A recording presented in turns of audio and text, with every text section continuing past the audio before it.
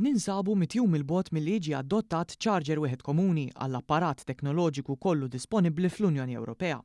Il-miżura rivoluzzjonarja li se tifranka chargers differenti għal apparat minn varji ditti u minn flok se jibda jintuża charger Type-C ir-riżultat tal-ħidma tal-Europarlamentari Laburista Elix Agius Saliba li fl-aħħar leġislatura wassal għal qbil ma' kumpanniji internazzjonali u bejn l-Istati membri tal-Unjoni Ewropea f'dan ir-rigward li setejn mhux biss liċ-ċittadini kollha iżda wkoll se tagħti spinta favur l-ambjent banqas niġġis. Din il-miżura diġà bdiet tiġi implementata peress li kull apparat ġdid mill-kumpanija ġganteska Apple qed jiġi prodott biex jaddatta ma' din il-miżura.